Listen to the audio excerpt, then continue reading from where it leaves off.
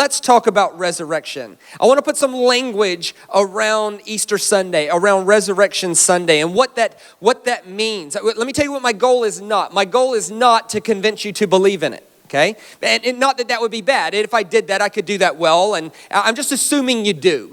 That's not my question. My question is not, my task is not to add another star or a bullet point to whatever belief pamphlet you have to go, yep, we affirm this. I'm assuming you do. My question is, and if we needed to do that, then we could do that.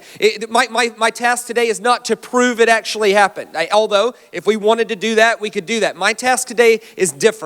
I want to talk about what does it mean? What does it mean for tomorrow? I had somebody last week, because it's Easter week, and I speak almost every night, and a really nice person came up to me and said, I'm really new to faith, and I'm just wondering, what difference does it make that a guy rose from the dead? Like, so what? He said, I'm so new to it. I'm just now hearing about all this now, and there's all this rumble about, hey, resurrection's coming and all of this. And he said, with no disrespect, no, I'm not being antagonistic. I really, okay, even if he did, and let's say he did, what difference does that make for how I see my world tomorrow, right? And so that's my task, because I want to put some language around that. This is Revelation 21. If you could bring that first slide up.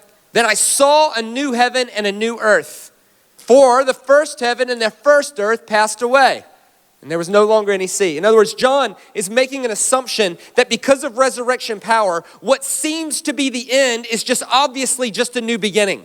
That death is not the opposite of life. Death is just a part of it. That death is not the opposite of life. Death is just a part of it and ushers in a new beginning. Much like every night turns into dawn, and every dawn turns into day, and every day turns into night. That death is only a part of the story, and what seems to be the end is just a new beginning. So for our lives tomorrow, what seems to be the end is not just the end. It is simply a new beginning. Hold on to your hats, folks, because we're only just getting started. It's a new beginning. What would happen if we believe that? Well, I lost my job, that's the end. No, it's just a new beginning. Oh, that relationship ended, it's over. No, it's just a doorway to a new beginning. Oh, that didn't work out like I thought it would. Oh, it just is over. No. What seems to be the end is just a new beginning. See, cross and resurrection should not simply be something we believe in. The cross and resurrection should be more profound than that. It should be something that happened that fundamentally shifts the way we see our whole world. And that is where the power lies in, is when the belief in this turns into how we treat others tomorrow. Now, with that, let's look at Luke 24. This is Luke's version of the resurrection events. Next slide. And go back 7 and 8. Yeah, there we go. On the first day of the week, very early in the morning, the women took the spices they had prepared and went to the tomb. And they found the stone rolled away from the tomb. I don't want to go so fast over this that we fail to see the emotion in this. This is trauma. Somebody they love died. That's trauma. Walking up to a tomb that's supposed to be sealed and it's not is shocking. It's scary. We would not be the first people to go check it out, right? This is not something that is normal to life. This is something that happened that is outside the realm of what they expected to be there. But when they entered, who would do that? But when they entered, they did not see the body of the Lord Jesus. Next one. While they were wondering about this, you reckon? Suddenly 2 men in clothes that gleamed like lightning stood beside them. This story, start counting the things in this story that is traumatic. Tombs open, trauma, dead people not being where they're supposed to be, trauma. Suddenly in the middle of the tomb, 2 people dressed in white, gleaming like lightning appear. Trauma. It would lead to all kinds of questions like, what's that smell, right? Like, there is no way, nothing in this story is supposed to be happening. Like, this should be obvious, right? Like the word resurrection and the word surprise in Hebrew share the same root word, right? And that's obvious, right? That makes sense. Why? Because if I died today and you came to my funeral on Wednesday and next Saturday you see me walking around Chermside Mall, surprise sort of cuts it. Everything about this is shocking, amazing, trauma. There's all kinds of, and it doesn't end there. Watch this. In their fright, the women bowed down with their faces to the ground, but the men said to them, why do you look for the living amongst the dead? He's not here. He has risen.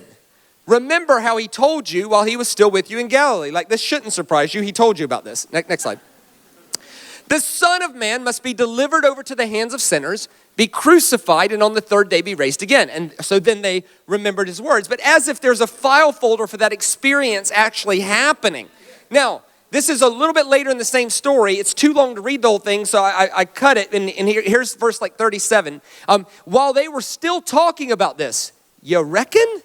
Jesus himself stood amongst them and said to them, peace be with you. Now think about this. This is shock. Trauma. Let's stop for a second and talk about what trauma is. Trauma is any experience you have that does not fit how your brain tells you the world is supposed to work. And after you experience the trauma, it fundamentally shifts the way you see your whole world after that. Normally, we speak of trauma in negative terms, and that is absolutely appropriate. Like I came home from a business trip, my house was empty, and my spouse was gone. I was traumatized by it. Yeah, you were. That experience is not how your world is supposed to work. Hey, I went by Kohl's to get some groceries, and on the way out, a masked man with a gun came in and robbed the place, and I was right in front of him. And I found it very traumatic. Yes, you would. Why? Because in your world, you go, you get groceries, you go home. It doesn't include a masked man with a gun standing there in your way. That would be trauma. It would be an experience you had that would then fundamentally shift the way you experience your world after that. And in most cases, we talk about that as negative. But in some cases, trauma can be positive. Now, here's some words that we put around positive trauma. Shock, amazed, awe, joy, surprise. These are words we use when something happens that doesn't fit the way we think our world should work. What makes Christianity unique in the world in terms of worldview is Christianity is built upon the bedrock of joy, amazement, surprise, hope, awe, excitement, trauma. That everything in this story is God entering into a situation and changing the way we think the world works.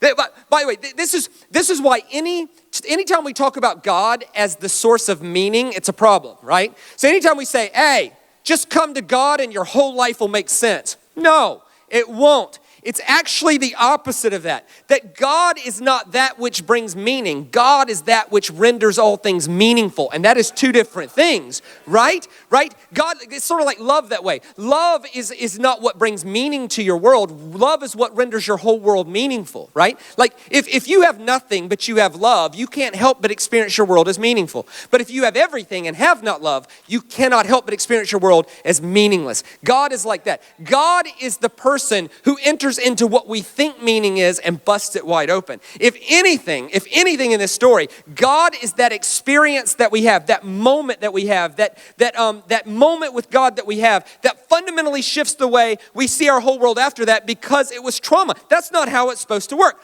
If Jesus is anything, he's trauma. Look at his world. Like, hey, there's this one time they brought him someone caught in the act of adultery. In the act, right? The scriptures say they're supposed to stone her. He goes, yeah, but we're not going to do that because I love her more than the rules. And we're going to fulfill scripture instead of simply being right about one verse about it. And I'm going to save her life. That would have been trauma to that girl, but in a positive way. A God that washes people's feet instead of demanding his own feet to be washed, that's not how it's supposed to work. That's traumatic. A God that forgives people who are mocking him, scourging him, that's not how it's supposed to work. That's traumatic. A God that forgives people who are spitting on him, that's not how it's supposed to work. That's traumatic. A God that is still thinking about other people even in his lowest moment, that's not how it's supposed to work. That's traumatic. Dead people not staying dead, That's not how it's supposed to work. That is traumatic. If someone was to ask me, why does Emerge Church exist in Brisbane? I would say that one of the reasons Emerge Church exists in Brisbane is to be traumatic, is to be that source, to be that moment with God that people need. When someone deserves you to retaliate with violence and you act with peace, that's traumatic. They deserve something and you're not giving them what they deserve, you're giving them love. In that sense, we are bringing change to our world. You start counting the number of things in this story that would be traumatic. And they use words like shock, frightened, awe, amazed. Of course they do. Of course they do. Why? Because Jesus is not the Band-Aid of meaning that we put over our traumas. Jesus is the trauma. That presence of God is that thing that enters into our world, and we have a moment that fundamentally shifts the way we see how our world works, and we can never see life the same again. That's resurrection. Now, let's see. So, and now he stands between them and says, peace be with you. This is terrifying stuff. A guy they thought was dead appears. Hi, peace. Weird, right? They were startled, of course they were, and frightened, you reckon, thinking they saw a ghost. And he said to them, why are you troubled? What? And why do doubts rise in your minds? Like, I can't imagine if they would have had the guts to say something at that point, if they weren't like paralyzed from shock, that they would have went, bro, I don't know how to tell you this, but in our world, dead people stay dead. And they don't just appear through walls and say, this is terrifying stuff. Next slide. Look at my hands and my feet. Is it not me? Touch me and see. A ghost does not have flesh and bones. Now, I can imagine, I'm putting myself in the story, I can't imagine that anyone was really quick to go up and try to touch him. But we're good. And when he said this, he showed them his hands and his feet.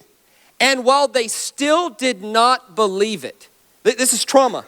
Trauma is that moment where you're like, I can't believe I'm seeing what I'm seeing. That moment that changes. It's that moment where you just know I'll never be the same again after this. I'll never be the same after this.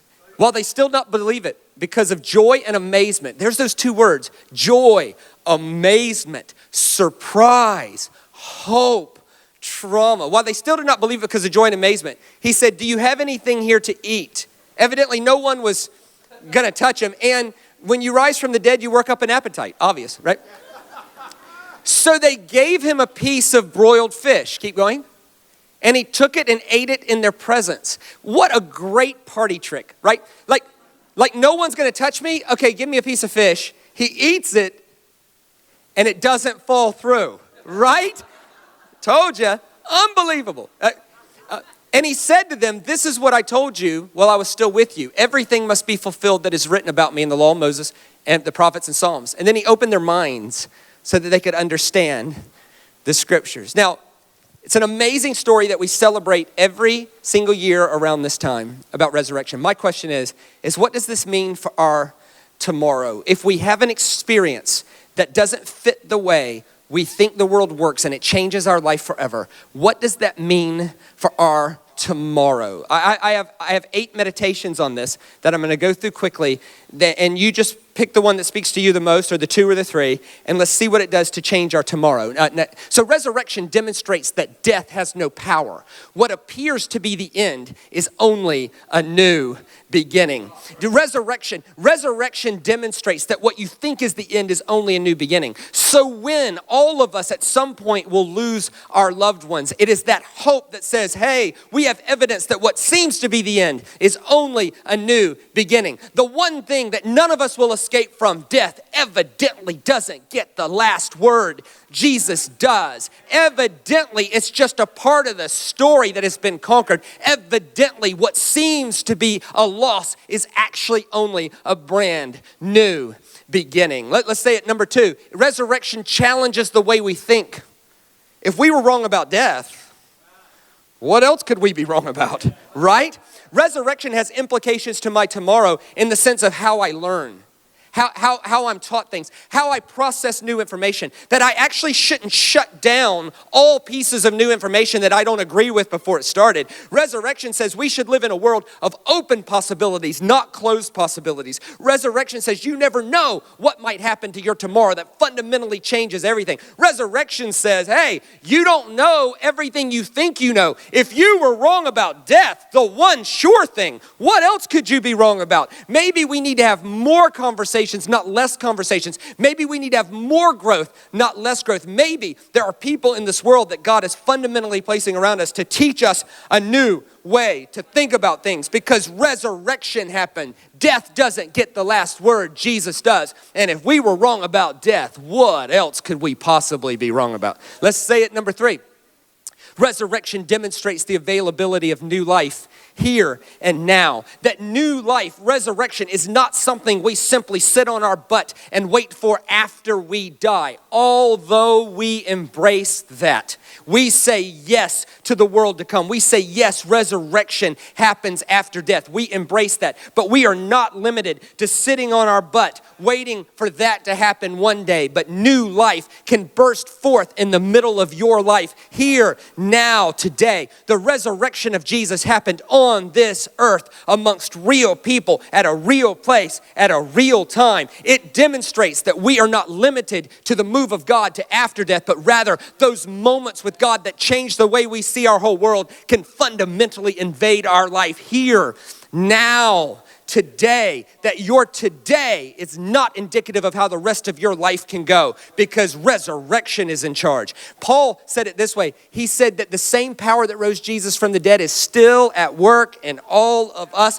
and has been at work since creation. In other words, what brought order out of the chaos at creation is actually still at work in me and in you and in you and in you. And you never know when that new life can burst forth in the middle of this one right here. Let's say it, number 4. Resurrection demonstrates that there is a new creation bursting forth in the middle of this one. It is a glimpse as to what is going to happen later. When we see someone's life change before our eyes, it's a simple glimpse of what eternity might look like. Now, there's this guy named Paul. And Paul experienced the resurrected Christ in a very traumatic way. So traumatic, in fact, it blinded him for 3 days. He had a real problem, right? To encounter the resurrected Christ that way is truly fundamentally going to shift the way you see all things after that. And that is what was so meaningful to Paul, was that I don't just believe in the resurrected Christ. He changed how I see my entire world. And he's trying to explain what resurrection means to our tomorrow to a group of people in Corinth. Right? And he's struggling to find all the right words for it, right? So he's trying to, okay, resurrection sort of means this, it sort of means that. And he writes a 58-verse saga about the meaning of resurrection in 1 Corinthians 15. Now, if you're not familiar with the Bible, 58 verses on any one topic is a saga. It's the Shawshank Redemption of Bible scriptures, okay? It's War and Peace, all right? And he quite frankly, he's saying some weird things. Like, so you see, the mortal must take on the immortal to inherit the imperishable. Because that clears it up, right? So you see, because of resurrection, we no longer need to baptize dead people. Which leads to all kinds of questions like, was that ever actually a problem, right? He goes through all of these explanations, which I could go through if I had 6 weeks, right? But I don't. So I'm going to do what he did. All great rabbis, which Paul was, summarize deep teaching with one thought at the end. So let's just look at the one thought at the end and see what he says. Therefore, my dear brothers and sisters, stand firm. Let nothing move you. Always give yourself fully to the work of the Lord, because you know that your labor in the Lord is never in vain. In other words, Paul says, here's what it means for your tomorrow. Resurrection means that if you're doing it for God, you can't waste your life. You can't. You can't. If you're doing it for yourself, it better work. If you're building that business for yourself, it better work. If you're a husband for yourself, it better work. If you're a wife for yourself, it better work. If you're a parent for yourself, it better work. But if you're doing it for God, whether it works or whether it doesn't work, it removes the language that I can waste my life. If you're doing it for God, nothing is wasted. Why? Because of resurrection. And here's what's so moving about this. Paul wrote this while waiting to die because of his faith. Paul died having never known if what he did mattered. Right? Paul died before the Gospels were written. Paul died before Christianity took off.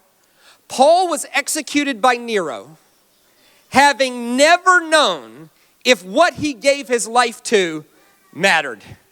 He didn't know if they were going to believe him or not. He's writing letters thinking no one would ever read them other than the people he sent them to. And it's not like the mail delivery service was really reliable back then.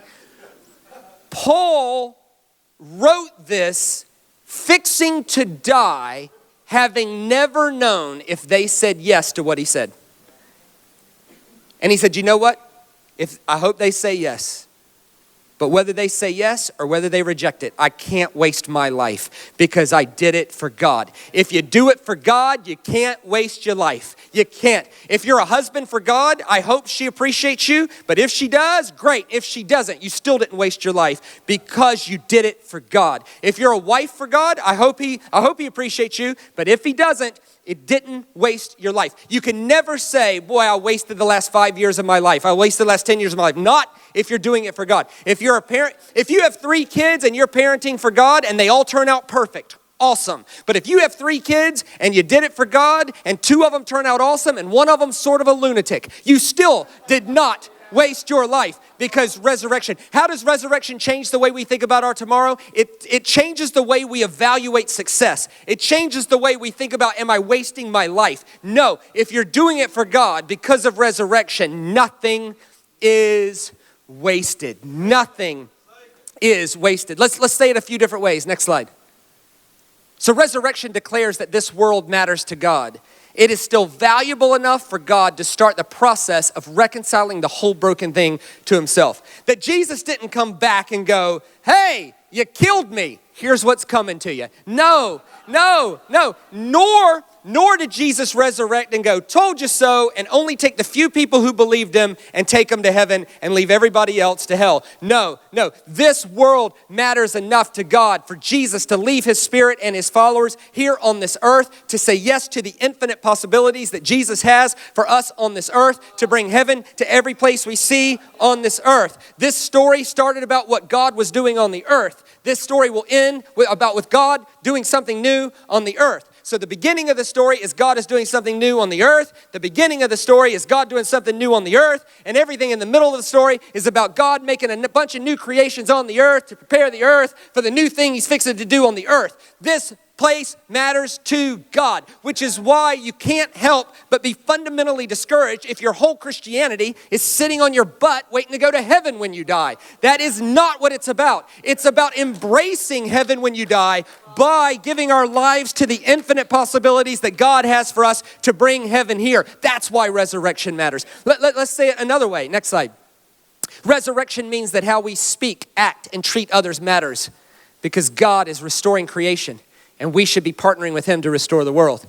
How you treat your husband when he leaves his underwear on the floor for the 18,000th time, that matters. Why? Because of resurrection, right? You don't want to participate in the chaos and the disrepair. You want to bring new creation. Hey, how you treat your wife when she disappoints you, that matters. How you treat the waitress who's taken too long to get your orders because the restaurant is packed, that matters. How you treat someone that cuts you off in traffic, that matters. How we treat our world matters. Why? Because Jesus resurrected and came back to this earth and left us with a mission to infect the earth with the new thing that Jesus is doing on the earth. Resurrection says that you cannot waste your life if you're doing it for God, and everything you do tomorrow, every encouraging word, every kind act, everything you do matters because resurrection is at work in all of us. That's what it means.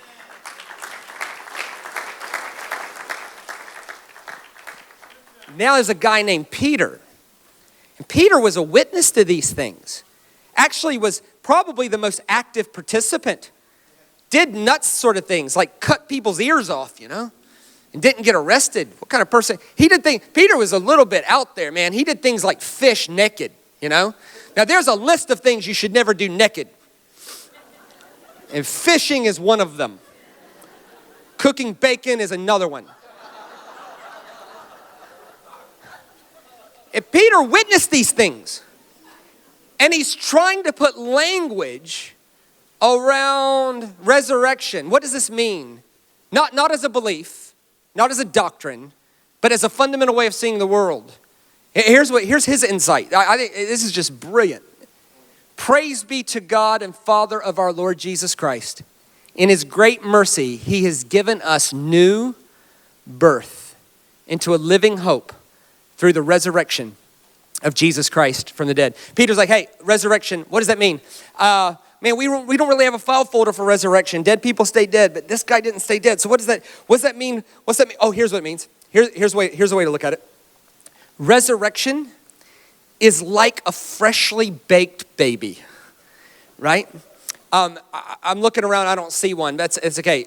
It's like if I had somebody with I'm talking like a real newborn, like real newborns have that certain look and sound to them. Resurrection is, if I was to bring someone up with a freshly delivered baby, like within the last week, and say, this is what Peter did. He said, that's resurrection.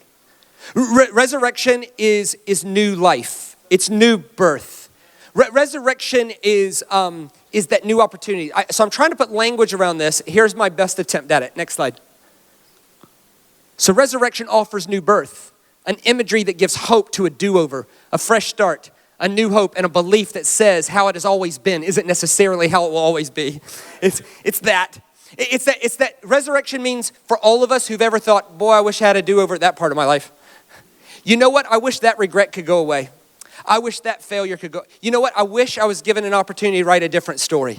Resurrection says, oh, yeah. New birth, second chances, fresh starts, mulligans, clean slates. The opportunity to write a different story. This is something that makes Christianity compelling. Christianity is a worldview that says no matter what the story was before today, it can be rewritten and you can write a brand spanking new story. And who wouldn't want in on that?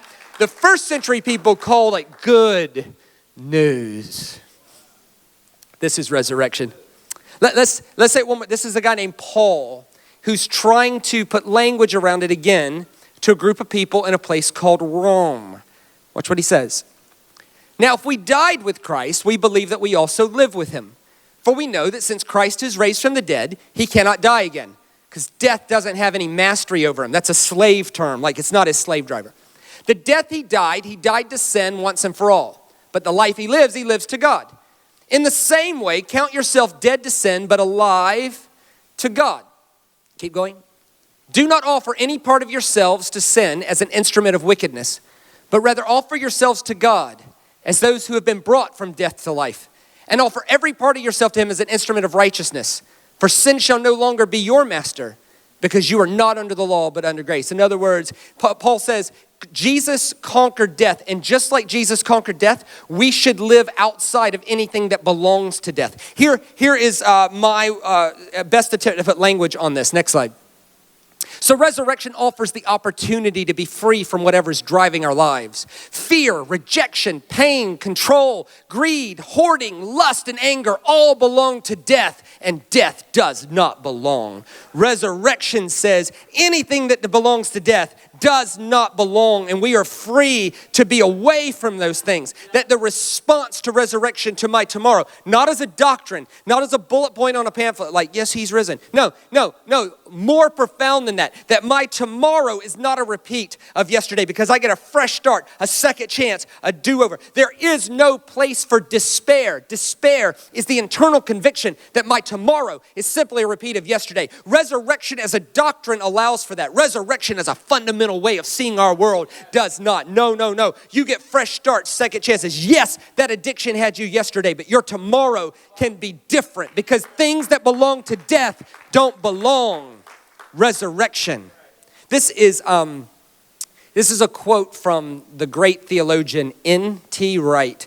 Number one, by most people, he would be considered the top New Testament theologian in the entire world. And he wrote a book called The Day the Revolution Began about the cross and resurrection. Here's a great quote from him. The first Christian imagery of resurrection was vibrant and noisy. That was your cue, okay? The first Christian imagery of resurrection was vibrant and noisy. It rings with a victorious shout, like in the middle of a nap, hearing the burst of a trombone. I love that. Man, I love that imagery, like you're just so relaxed on the couch and completely asleep, and somebody puts the horn part of a trombone next to your ear hole. Right? That's trauma. The first Christian imagery of resurrection was vibrant and noisy.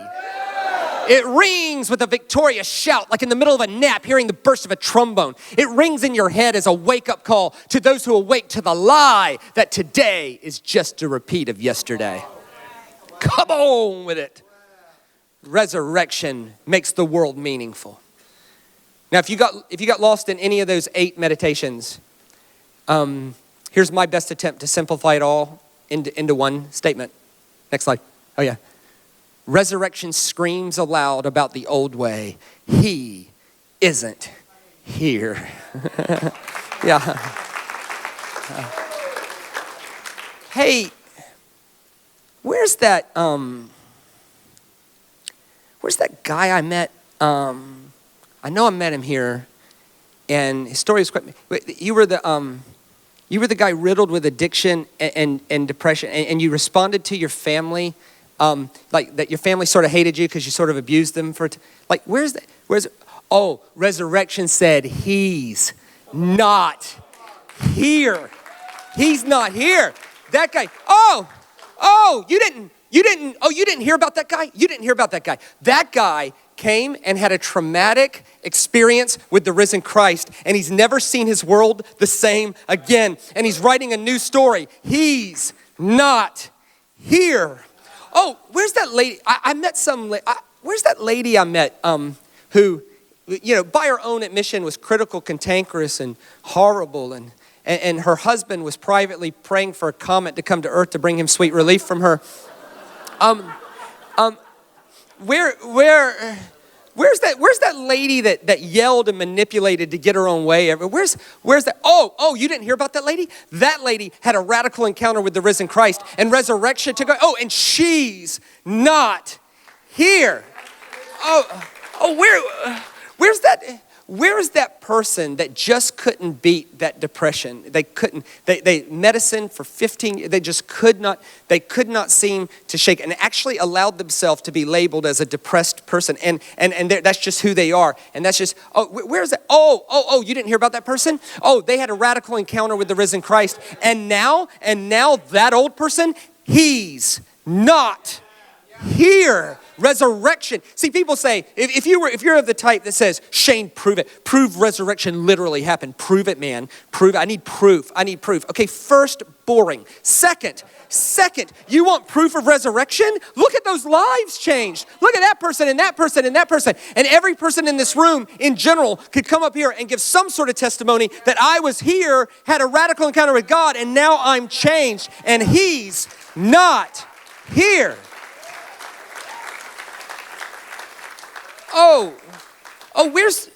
Where's that group of orphans that didn't have food and basic medicine before today? Their tomorrow doesn't have to be a repeat of their yesterday because resurrection just walked in their life, right? That's why we exist, to be the trauma, to be that experience, to be the shock, awe, amazement, joy, hope, whatever word you want to put about it. It's when a merged church goes to Cambodia and finds some people in need who could do nothing in return and say, hey, sweetie, your tomorrow is never going to be a repeat of your yesterday because I just walked in your life. And when I walked in your life, resurrection walked in with me. Your tomorrow is fundamentally going to be different. And then we give them an experience like that. So let's ask a few questions about this, because Great sermons aren't meant to be agreed with.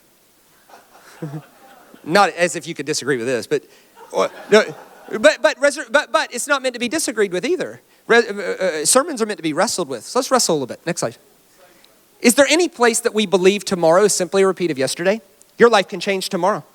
Oh, yeah. If you're here right now and you believe my tomorrow is simply a repeat of my yesterday, that is not true because resurrection is at work in us. You never know what God might do to your tomorrow that changes your life forever.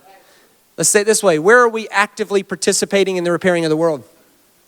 Or are we simply waiting on our butt to go to heaven when we die? Where are we actively participating in bringing resurrection to our world? Bringing the trauma, bringing those experiences of joy, awe, amazement, surprise, hope, whatever word you want to put about it. Besides our family, whose life is better because of us this week? Besides our immediate family, is there anybody in our life whose lives is better because we're in it? Otherwise, what have we become? Some insulated group of, what is that? No. Next slide. Where's the old guy still alive? Is there any place where that old guy just needs to die? Because those things belong to death, and death does not belong. This is Resurrection Sunday. Maybe we could say it one last way. Can we make a commitment to demonstrate resurrection instead of just announcing it? We believe in resurrection. Good. It's a pamphlet on it's a doctrinal point on our pamphlet. Great. Amen. And we should. Absolutely. But man, it's more profound than that. A church that is dynamic and growing is a group of people who are committed to be resurrection in their world and not just announce it, to demonstrate it. Oh, little girl, you're going to have medicine tomorrow. You didn't yesterday, but your tomorrow's different because I just walked in your life.